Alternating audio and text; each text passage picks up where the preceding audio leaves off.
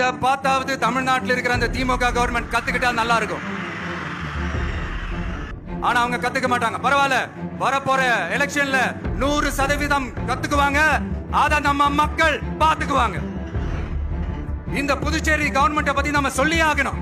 தமிழ்நாட்டில் இருக்கிற மாதிரி நம்ம திமுக கவர்மெண்ட் மாதிரி கிடையவே கிடையாது.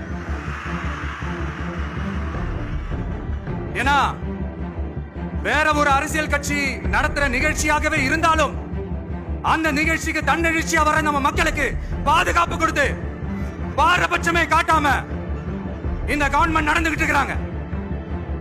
அப்படிப்பட்ட இந்த புதுச்சேரி கவர்மெண்ட்டுக்கும் நம்ம புதுச்சேரி சிஎம் சார் அவர்களுக்கும்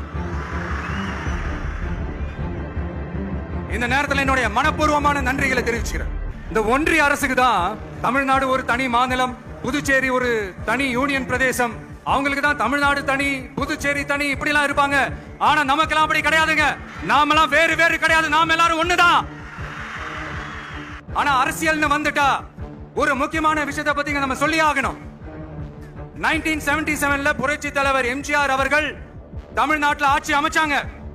ஆனா அதுக்கு முன்னாடியே 1974லயே இங்க புதுச்சேரியில அவங்களோட ஆட்சி அமைஞ்சது. நமக்காக வந்தவர் எம்ஜிஆர்.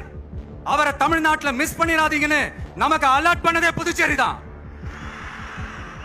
இந்த விஜய் தமிழ்நாட்டுக்கு மட்டும் தான் குரல் கொடுப்பான்னு நினைக்காதீங்க. அப்படி பண்ணாத தவறு புதுச்சேரி மக்களுக்கும் சேர்த்து தான் குரல் கொடுப்பான். அது என்னுடைய கடமையும் கூட. கான்பிடென்டா இருங்க, நல்லதே நடக்கும். வெற்றி நிச்சயம். மீண்டும் சந்திக்கும் வரை நன்றி, வணக்கம்.